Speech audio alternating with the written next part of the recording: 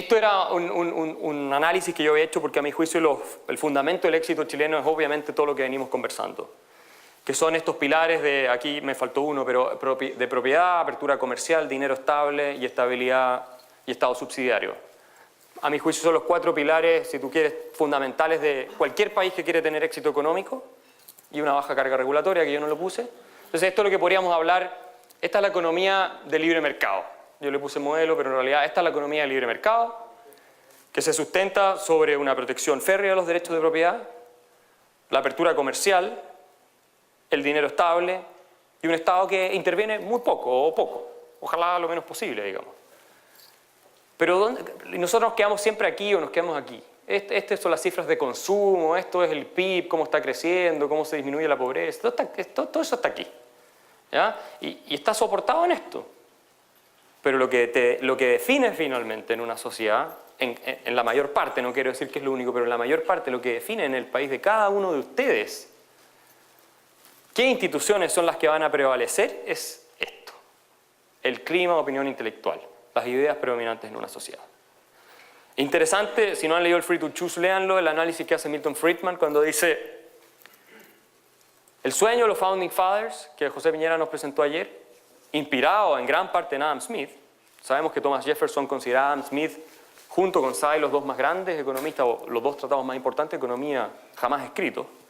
Bueno, Friedman explica esa filosofía libertaria que dio origen al éxito de Estados Unidos, que combina tanto la filosofía política de Jefferson como la filosofía económica o los descubrimientos económicos de Adam Smith.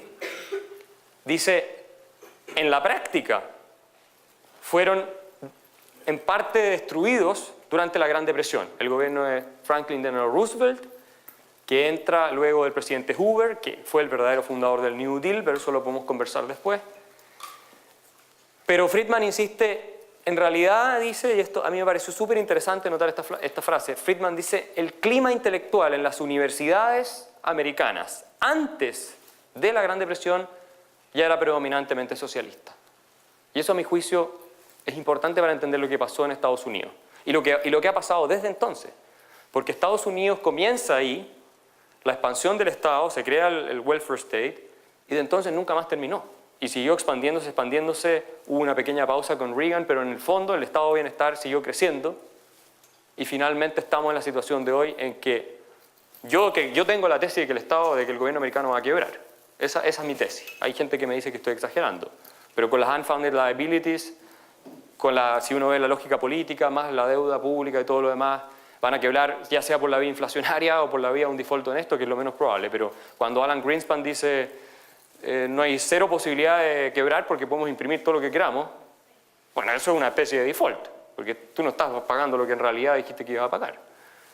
Entonces, este a mi juicio es el factor, y lo que a nosotros nos preocupa tanto, y una de las razones de esta fundación y del libro que ustedes recibieron hoy, este es a mi juicio el factor, o uno de los factores, pero el factor sobre el cual hay que poner atención. No es irrelevante lo que se enseña en las universidades. No es irrelevante lo que se está diciendo en los medios de comunicación. No es irrelevante las ideas que se transmiten en el cine, en las obras de teatro. No es irrelevante lo que ustedes discuten en los cafés o en las borracheras con sus amigos. Todo eso es relevante, porque es la forma en cómo vemos el mundo la que termina influyendo el mundo. Y a los que les interesa una especie de estudio económico más profundo al respecto, Douglas North ha escrito sobre esta materia, el Nobel de Economía, y ha escrito sobre cómo las ideologías impactan, es el tema súper complejo como lo analiza él, pero cómo van impactando en la evolución institucional, en el tipo de instituciones que al final van a definir dónde vamos a vivir, en qué tipo de sociedad vamos a vivir.